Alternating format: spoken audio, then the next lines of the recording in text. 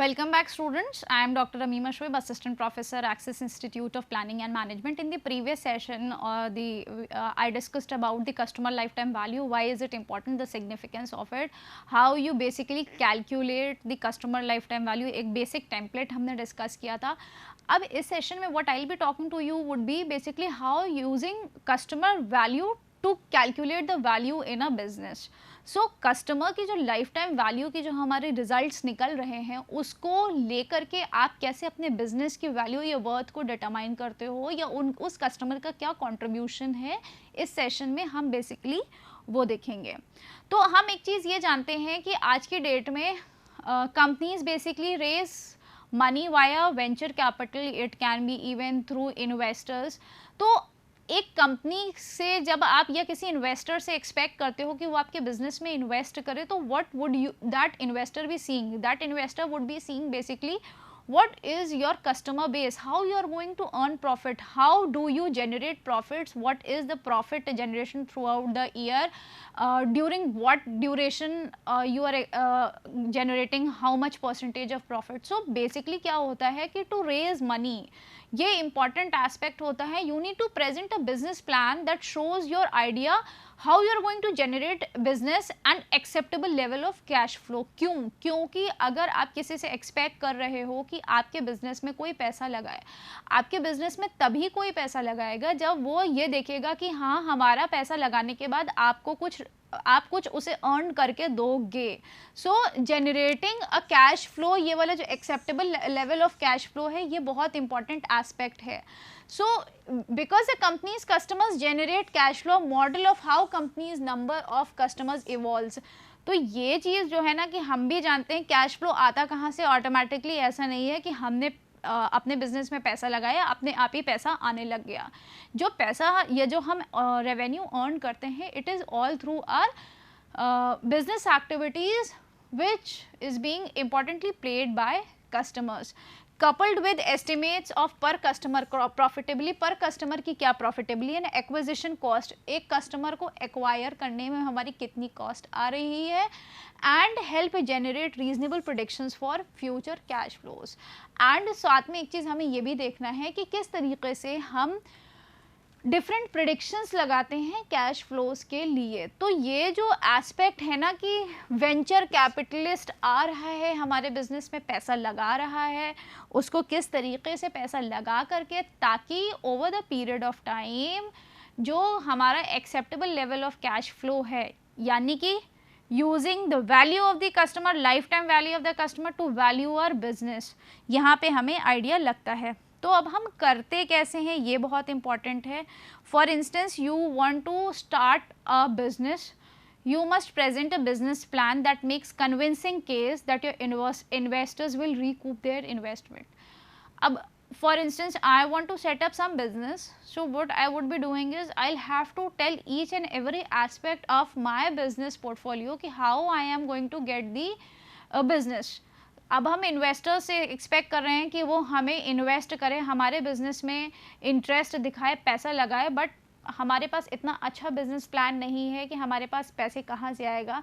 Without any planning, so that is going to be a major failure. So हमें every aspect ध्यान रखना होता है अपने बिजनेस प्लान के लिए. Suppose basically you want to start a new health club called Iron Pit health club in idyllic small town of Bloomington, Indiana. तो यहाँ पे क्या एक हमने हाइपोथेटिकल एग्जाम्पल लिया है कि you want to start a new health club, Iron Pit के नाम से health club in small town of Bloomington, Indiana में. तो क्या करना है, you have asked noted Bloomington resident John Cougar Mellencamp to invest in the business. हमने यहाँ पे मिस्टर जॉन कोगर जो हैं उनसे एक्सपेक्ट किया है कि वो हमारे बिजनेस में इन्वेस्ट करें. ये जो हमारा प्रोजेक्ट है जिसमें कि हमें अपना हेल्थ क्लब ओपन करना. To convince John the health club is an attractive investment. अब हम उनको बताना चाह रहे हैं कि हमारा हेल्थ क्लब एक अट्रैक्टिव इन्वेस्टमेंट है. तो you are going to project 10 years of cash flow. तो as a business, as an entrepreneur, I will have to tell mister John कि 10 साल में किस तरीके से हमारा कैश फ्लो होने वाला है. The retention rate of your members will be crucial input, हम किस तरीके से अपने कस्टमर्स को रिटेन कर पा रहे हैं, and it is going to help because at the end of the day हम ये चीज़ जानते हैं कि कस्टमर रिटेंशन में तो इतनी ज़्यादा कॉस्ट नहीं आती है जितना एक्वायर करने में आती है, because 90% of your members quit each year and it is unlikely that health club will be profitable. तो हमें एक चीज़ ये भी देखना है कि 90% अगर मेंबर्स छोड़ के चले जाते हैं तो health club is going to be a major failure. तो कुछ एजम्पशंस हमें लेने हैं अपने इस वैल्यूएशन एनालिसिस में कि it will cost around $900,000 in capital expense incurred on 2014 to build the health club and buy the equipments, यानी कि जो पूरा कैपिटल इन्वेस्टमेंट इन्होंने बताया है, जो अजम्पशन लिया है वो $900,000 का है, $900,000 का है। This capital investment will be depreciated on a straight line basis, straight line method use किया है 2014 से 2023 तक के इन्होंने प्रोजेक्ट किया है। For simplicity and straight line depreciation method use किया है। For simply you assume that कि 90,000 दैट इज़ 0.1 या 10% इंटू 900,000, तो हर साल जब होता है तो उस तरीके से हमारा डेप्रिसिएशन जाएगा। Variable cost of $100 per year are associated with each member, जो वेरिएबल कॉस्ट इन्वॉल्व होगी हर मेंबर के साथ that is going to be $100। The annual membership fee is going to be $400। Annual fixed cost equals to $350,000 are incurred by the iron pit। जो हमने fixed cost include करनी है $350,000 की है। 1000 new members will join each year, जो हम customer acquisition की बात कर रहे हैं। 1000 मेंबर्स या 1000 members are expected to join each year. Iron Pit has an 80% annual retention rate, जो आयरन पिट ने अपना रिटेंशन रेट फोरकास्ट किया है that is suppose to be 80%। Working capital is 10% of the annual revenues and profits are taxed at 40%। जो profits हैं उसका भी taxable उन्होंने एस्पेक्ट बता दिया कि 40% है। So what we have to basically do in the Excel sheet is, पहले हम आपको एक बार की सिंपली इस पे बता देते हैं, then I will show you on the Excel also कि हमने किस तरीके से रिजल्ट्स निकाले हैं। Basically 10 years to complete the cash flow. In E15 हमने सबसे पहले क्या पंच किया है, $900 को अमाउंट को पंच किया है। आप देख सकते हैं फिक्स कॉस्ट जो है हमारी $900,000 है।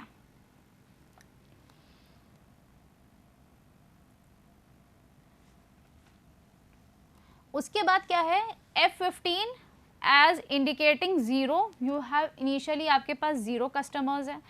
F15 में बिगनिंग ऑफ द कस्टमर्स की हम बात करें 2015 में 14 में जब हमारा बिजनेस स्टार्ट हुआ है, तो यहाँ पे क्या है हमारे पास ज़ीरो कस्टमर्स हैं। ठीक, आपने ये चीज़ देख लिया। Copy the formula new member per year from F17 to each years new customers. अब हमें ये फॉर्मूला करना है equals to new members. New customers के लिए हमने क्या किया है, F15 में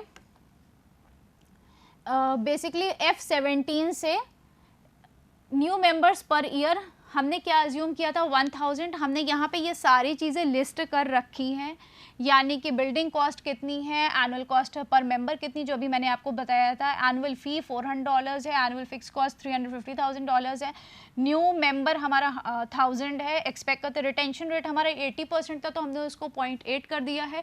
डिस्काउंट रेट हमारा 0.10 है। वर्किंग कैपिटल परसेंटेज 0.1 है। टैक्स रेट 0.4 है, यानी कि 40% ये हमने अज्यूम किया था।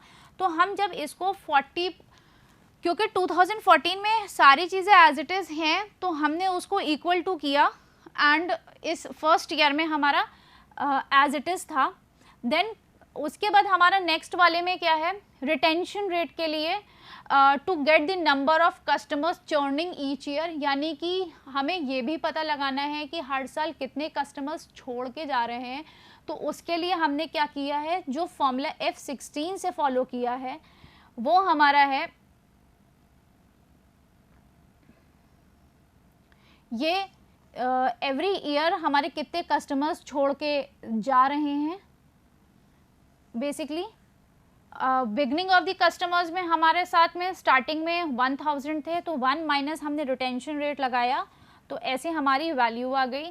फिर to get the customers each year at the beginning, तो बेसिकली हमारा जो रिजल्ट्स हैं एट द एंड हमारा ये निकल के आ रहा है। नाउ अब हमें एनुअल फ़ी का पता लगाना है कि नेक्स्ट 10 ईयर्स तक का जो हमने प्रिडिक्शन लिया है 0.5 इंटू एनुअल फ़ी, जो कि हमने इसको इस तरीके से लिया हुआ है। रेवेन्यू जो हमें जनरेट हो रहा है, यानी कि स्टार्टिंग में हमारा क्योंकि 0 कस्टमर्स हैं तो 0 कस्टमर्स के एस्पेक्ट से ये चीज़ हमारी ऐसे आ जाएगी।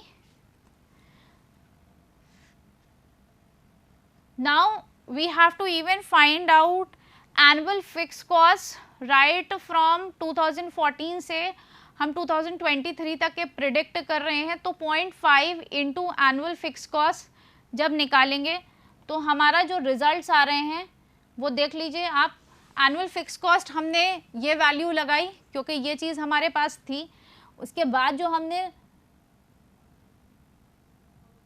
फिक्स कॉस्ट चेंज नहीं होगी, हम ये चीज़ जानते हैं। उसके बाद हमें ये पता लगवाना है कि at the end of the year annual cost per member क्या है to compute each year's variable cost. Variable cost जब हमें निकालनी होगी तो हम इस तरीके से निकालेंगे F16 प्लस F19। F16 में हमारे बिगनिंग ऑफ द ईयर में कितने कस्टमर्स थे, F19 में हमारा कितने कस्टमर्स थे at the end of the year, और एनुअल कॉस्ट पर मेंबर हमारी $100 थी तो हम उससे मल्टीप्लाई कर देंगे into 0.5। This is how basically we get the result. Now we have to find out each year's depreciation. Building cost की बात आ रही है। डेप्रिसिएशन जैसे कि हमने पहले भी बताया था, हम अपना डेप्रिसिएशन स्ट्रेट लाइन मेथड में यूज़ कर रहे हैं। तो simply 10 years down the line जो हमारे रिजल्ट्स हैं उसमें हम जो वैल्यू है उसको हम निकाल लेते हैं। हमने जैसे कि फॉर्मूला लगवाया equals to building cost divided by 10। ये फॉर्मूलाज हैं आपके, ठीक है।